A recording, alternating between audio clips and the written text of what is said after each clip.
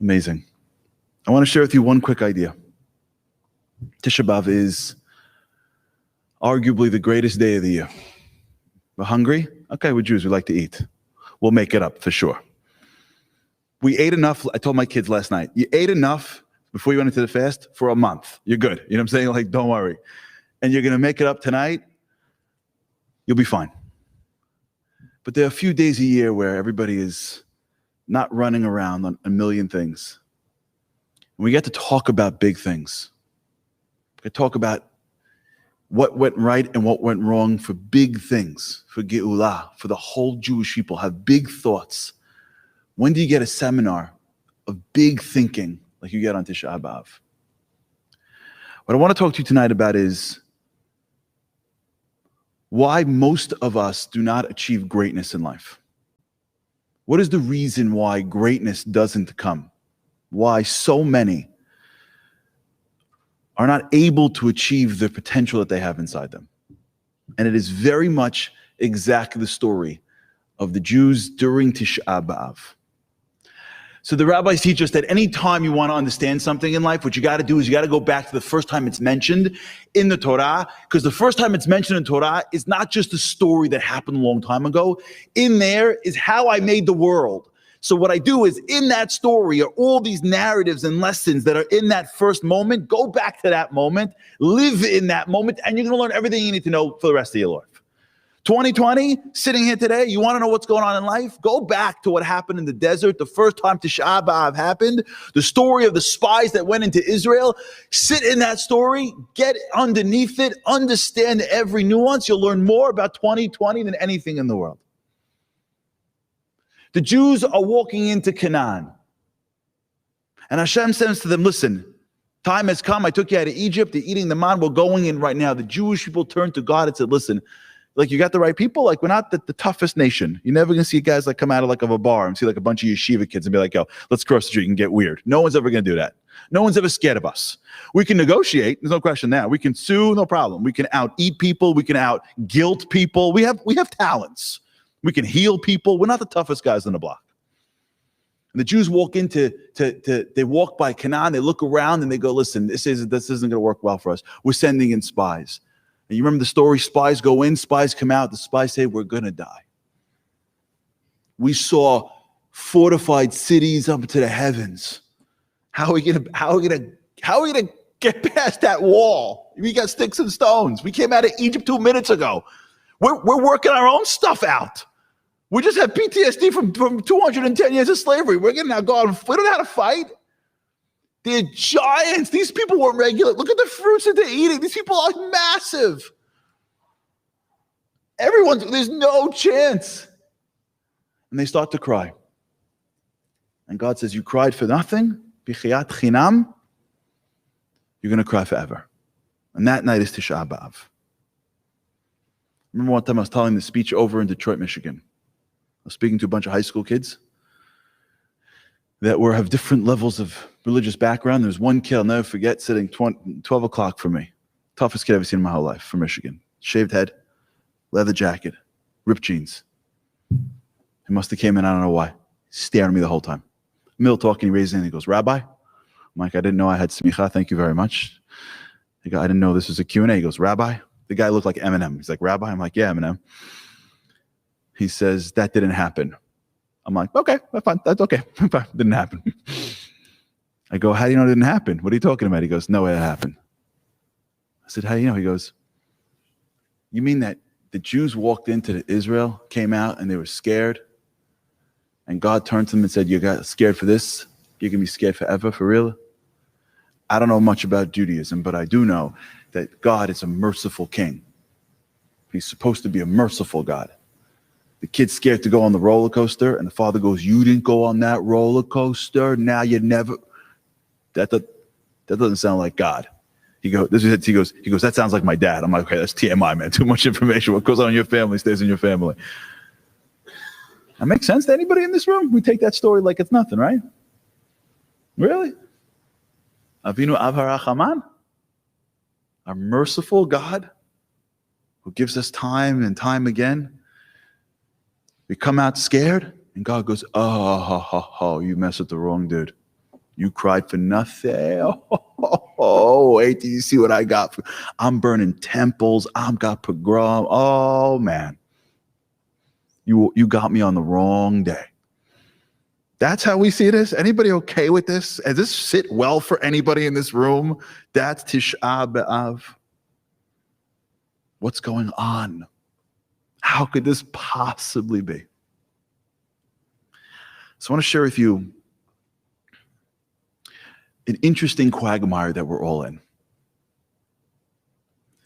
One of the great psychologists of the recent time I spoke with last night, one of my favorite characters is a man named Daniel Kahneman. You want to hear of Daniel Kahneman? Daniel Kahneman won the Nobel Prize for economics. He's a psychologist. Him and his partner, Amos Tversky, basically invented something called the behavioral in behavioral economics. They're the ones who brought to the world that you can't just look at people as cogs, they're human beings. I'm simplifying. Daniel Kahneman wrote a book in which he speaks about, there's a great book called The Undoing Project. If you haven't read it before, it's awesome. It's about the lives of Tversky and Kahneman. It's also got a lot of great old Israeli stuff in it. Like you're seeing the academic side of Israel. It's really cool. There's one quick story. Hebrew U is like, I guess the Harvard of Israel or whatever. So there's a story where every time they'd bring in a professor from Europe, they would speak and the students would like kill them, like asking questions or whatever. And they would never come back until they had to tell them that in Israel, if everyone's quiet, that's a bad sign. Like in Israel, nobody holds back. So if they're quiet, that means you're an idiot. They don't have time for you. If they're yelling at you, that means they love you. So now when they brought in professors, like these stodgy English professors where they spoke and everybody said, oh, excellent professor, like those types of professors, when they brought them in, they had to put them in a room and prep each one. If you walk into the room and understand, if they think you're crazy, they think you're an idiot, that means that they love you. That was like Israel back then, just to give you a little bit of what was on. So Amos and Tversky emerged from that world and they changed the world. And what Kahneman brought to this world, I found, was this incredible concept called a mental bias. What he showed was that our minds are less objective than we think. We think we see reality. We walk into a room and think we get it. The answer is we get almost none of it. What governs our thinking, what governs our feelings, what governs what we see is really filled with bias. We like things that look like us. We like thoughts that we already have. And when you go through life, what happens is you get stuck in the mud sometimes, not because you're not talented enough or you don't have the potential. What stops you in life many times is that you're not aware of the biases that are in front of us. One of the great biases that he speaks about is a bias called the projection bias. Here's how it works. We have a very hard time projecting ourselves into the future. So when we think about the future, we're thinking about the future in our present state. So we were making a decision about the future, but we're making a decision based on how I am and feel today. I'll give you an example. You go shopping to the supermarket and you're starving and you buy everything. Then you come home and after eating an eighth of what you bought, you're stuffed. Or you're sitting at a restaurant, you're like, I'm starving. What do you got? Okay, I'll have and then, just bring 2 or 6 or 8 or 12. And now you're at the restaurant going like, can I take half of this home because I'm full? How come you made that? That's called projection bias. When you made the decision for the future, which is all the food you're going to have, you made it at your present state of being hungry. And you couldn't project that, wait, I'm ordering hungry, but in the next half an hour after I eat, I'm going to be full. And when I'm full, I'm not going to have 7 desserts. Sometimes you see people that they're younger and they see someone with like 7 children. They're like, oh, I could never, you must be crazy. Yes, because they don't have one child. So they think that the way I am today, my lifestyle, how it works, what I can and can't handle, to have more, that's impossible because they're projecting. You see this when the kids go to like elementary school to high school or high school to college or out to the workforce. As they get that first day, they're like, I'm never going to make it. I can't do this. And then you see like in your house, like meltdowns of 9th graders. Because in 9th grade, when you look over at the work for the next 4 years, it's an impossibility, but you project what you can do with your state that you're in right now. And when we look out into the world, what stops us, what makes us make difficult decisions is projection bias. We're not good at predicting the future. But there's another problem. Here's the second problem. The way the world works, the way God put the world into place, is that anything of greatness comes to you in a package called challenge. Challenge is how you earn greatness. If you wouldn't have challenge, it wouldn't be great. You see people that have things that come to them too easy in life. And as they go through life, even though they have things, they don't feel satisfied, because even though they have the material things that would be somebody else's greatness, to them it was easy, so it wasn't greatness. Our soul does not satisfy with materialism. Our soul satisfies with accomplishment. And accomplishment requires something in our way. It wouldn't be fun to watch a game when one team doesn't show up. It's only fun if there's defense. If you live a life and everything you want is handed, you don't become greater, you become less. Because the path of life is the path of the fight. And then you see sometimes, not for now, you see some athletes that just can never retire. Like a guy like Tom Brady. Why won't he just stop? What is he going to do? The answer is, it doesn't matter what he wins. He just wants to play, because the idea that I have a defense and there's an accomplishment in this area, I'm so scared. And if you study the lives, by the way, of people that graduated from very strict academic system, from high school and college sports programs, or from the army, you see that when they graduate out of the army, or they graduate out of that difficult football program, or they graduate out of that tough academic program, many of them find it very hard to adapt, because they were so used to challenges. And now they live in the world, they can sit on their couch. They don't have to go and do shmirah. They don't have to study 24 hours a day. They don't have to wake up 5 o'clock and hit the weight room. And now they're free. And they can't find themselves because their soul doesn't want it easy. Our body wants comfort, but our soul wants greatness. So here's the problem of life. Every time you step up into a challenge, which is the only way to achieve greatness, you have no idea if you're going to make it or not, because projection bias.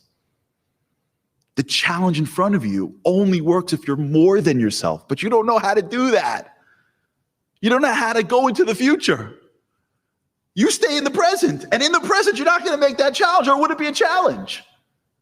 If you have a subject that you know already, that's not challenging. If you have a subject that you don't know already, that means that your present self doesn't know if you're going to make it or not. So many people don't achieve great things. You know why? Because when they go up against their walls, they go, I can't do it. They can't project it. Okay, if I go, then in the future I will be able to, because right now I'm looking into the future and the present me can't do it. So it must mean that I can't do it. Because if the present me is hungry, it must mean that I'll be hungry.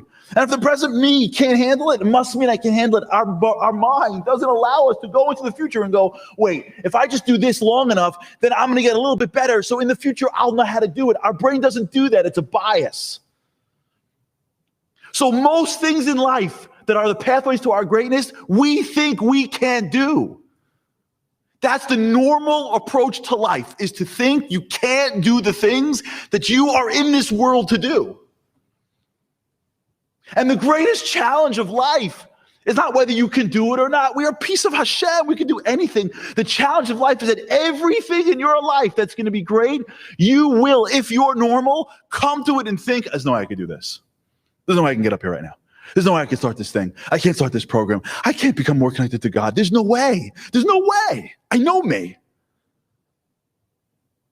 The normal approach towards greatness is, I can't. But when you allow that to be the last thing you say, then you are crying tears that your mind thinks is true, but isn't true, because you have capacity that your brain will not allow you to see. That's called a bias. It's a blind side. The story of the Meraglim, the story of the spies, the story of our lives. We live in a world. And in our world, we are always up against giants. We're always up against walls. If you're not up against enough walls, you're not living. One of the great gifts that is the greatest detriment of the modern society is that we live in a world right now that you don't have to work hard. You know why? Because we get to get it through other people. When you watch the story on a screen of somebody who goes up against a challenge and wins, which is how every story in Hollywood is created, what you're doing is you're getting the little bit of pleasure. The reason why people are addicted to rags to riches stories, the reason why people love sports so much is because people need in their soul the ability to fight challenge. But fighting challenge in my life is too hard. So you know what I'm going to do instead? I'm going to watch somebody else fight challenge. And for a second, I'm going to go, oh! And then when he completes the pass, I'm going to live vicariously through the guy on the screen. Now I get to sit in my house, live through somebody else, and now for a second I take like the synthetic hit of greatness because I get to live it through someone else. And that's not good enough. Somebody will write it up in the most perfect way where every line fits exactly right and the music comes on exactly at the right moment and the challenge is just enough to make him feel like it's all over. And just when it's all over, something happens and we win in the end and the credits go up. And along the way, I feel like, oh, I've been through something. That's why you go to a game. And by the way, I'm a massive sports fan. I'm just calling us out the way it's at this Tisha B'Av. We get to just be real today, right? You go to a game, you see a guy sitting in the bleachers. We're number one. We're number one. And you're thinking, you're for sure not number one. Like you just spent $100 for that ticket and the beer costs you almost the same amount of money. The guy in the ground who's playing football for a living may be number one. I don't think you're top 50,000. You know, there's a stat, can I tell you this? You know, there's a stat that in every major sports event around the area, every hospital is on a higher level of alert that night. Do you know that? If you play at Super Bowl, it's going to be taking place in Tampa Bay. The Tampa Bay hospitals are on a higher alert. Do you know why? Because people die after major sport events. Not players, fans. People that lose, they have heart attacks. They go into cardiac arrest. So hospitals have to be higher prepared for the emotional toll of winning and losing games. Do you know why this happens for? Because every one of us has a soul, and our soul clamors for greatness, and greatness requires challenge, but that's super uncomfortable. So if I have a choice to watch somebody else fight challenges and win and lose, and I get to stay comfortable or do it myself, I'm all in. And the ability for us to live in a world that constantly gives us this allows us to taste in a synthetic way greatness, greatness, greatness, greatness, without us having to go up against our own giants, against our own walls. So the spies go in. And if you notice something amazing, the spies come out, you know what the spies say? We can't do this, it's over. And there's one voice. His name is Kalev. Kalev comes from the tribe of Judah. Judah comes from the tribe of kings. In Judaism, a king is not somebody who has the most money. In Judaism, a king is somebody who has the most courage, who has the most responsibility. If you remember, when Joseph took the brother Benjamin, it was Judah who stepped up because he was the one that fought the war. When the Jews stood at the banks of the Yam Suf, it was Nachshon from Judah that walked in. It's Judah who teaches us how to step through challenge. And Kalev gets up, and this is what Kalev says. He doesn't say, what are you talking about? We got enough military strength. He doesn't come in and say, what are you talking about? We got a drone. We're cool. We got the Israeli army. We got the Mossad work in the back end. We got this covered. Everything is wired. We're going to blow the place up. And do any of that stuff. You know what he does? He comes and says the following words. So ki yachal nuchalo. You know how we're going to take it over? Because we can. But you can't. goes, but we can. And if you look at what the commentators say, he says, what does it mean that we can? He says, God took us out of the sea, out of Egypt. He split the sea. He gave us manna. If he wants us to build ladders to the heavens, we'll build ladders to the heavens. Don't overthink it. God's got this. And in this one struggle between the spies that accurately look at what happens and accurately say, there's no way, and between Kalev that says, we're on a mission here, God did not take us here for us to fail, comes a distinction of how a great person thinks. If you want to look at this difference between how somebody who achieved greatness and someone who doesn't thinks, it comes down to one question.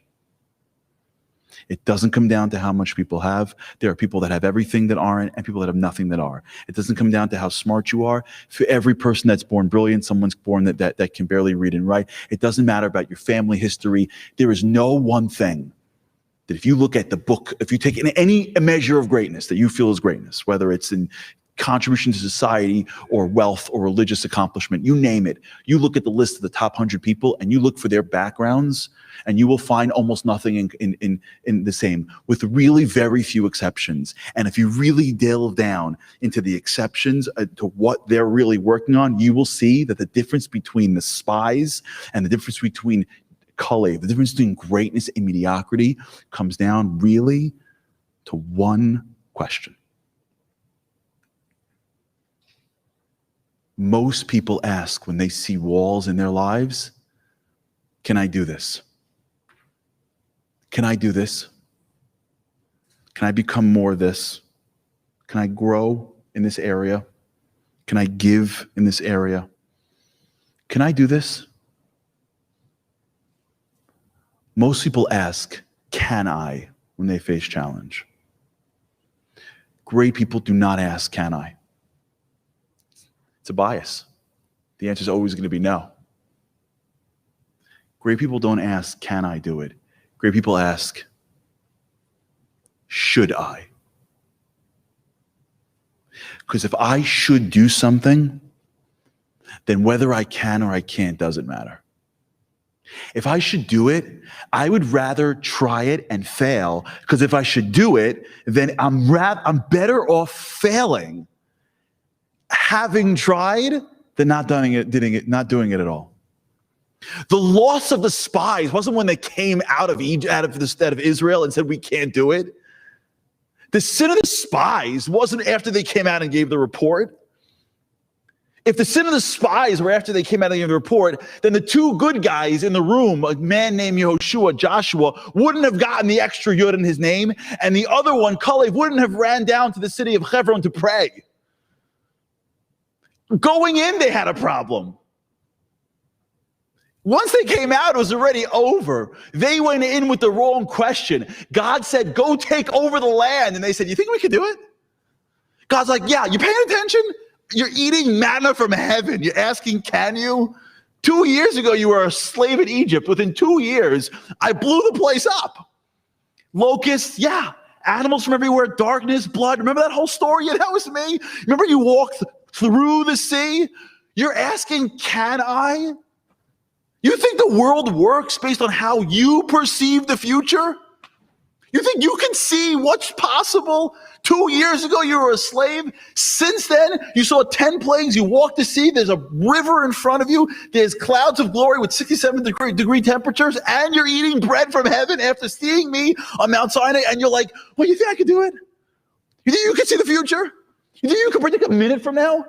You think anyone in this room, our great-grandparents, my grandmother comes from Syria, my other grandmother comes from Munkach, my grandparents. Do you think when they were our age on Tisha B'Av, someone was like, yeah, do you see the whole thing with the Israeli fighter soldiers, with the Tsar David? They're like, what Israeli? What are you talking about? There's never going to be an Israel. What do you think? There's going to be a soldier in Israel? Are you nuts? You think our great-grandparents, wherever they come from, on Tisha B'Av, not a million years ago, not 400 generations, your great-grandparents, they sat on Tisha B'Av. You think someone said, oh yeah, I saw this great video on Instagram about how the Israelis came into Surfside and they came out cheering. And he's like, what are you talking about? We can't think we could go into Israel and somehow, in a blink of a historical eye, have what we have? You think we could? That's possible? Anybody would have put odds down that Israel would be Israel today? The story of the spies is God's talking to us and saying, I'm not trying to punish you. Do you think I want to punish you? You think God's out there pouring his wrath? God doesn't punish us like this. God's saying, I'm not punishing you. I'm teaching you. This is how destruction works. You pretend to be me. You know who sees futures? I do. Stop being me. Stop it. You're bad at it. Don't you walk in and go, I can and I can, I can, I can. You can't see what you are in 5 minutes from now. I don't need Daniel Kahneman, God says, although I'll give him to you anyways as a gift to humanity. Because if you don't believe me in the Torah, I'll give it to you in psychology, so at least then you'll get it. We are bad at predicting the future. We are bad at knowing life in 5 minutes from now. Nobody could predict it.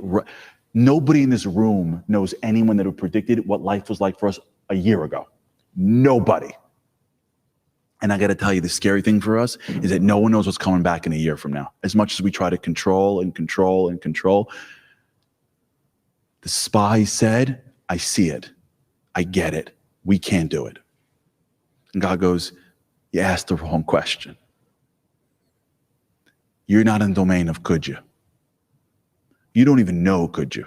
Because what happens in 5 minutes, you get a little better, and then you get in there and you see something, and as you pass by this city, you see this, you're going to know how to predict what happens when you walk in and how the Jews walked in, they brought out the Aron, they walked around 7. They would ever think for a second the way the walls are coming down is they're taking out the Aron 7 times, blowing the shofar. Who would he? God goes, you can't. You don't have that plan. You know what's going to be when you walk in and the nations come to you, some of them scared. You have any idea about you have no idea. You want to know what tears of vain are? In our lives, every day, there's something that comes our way that is the pathway to our greatness. Every day. Get a chance to do something a little bit better. Chance to connect to God a little bit deeper, chance to be good, a chance to work on your career. Every one of us, every day, has a wall.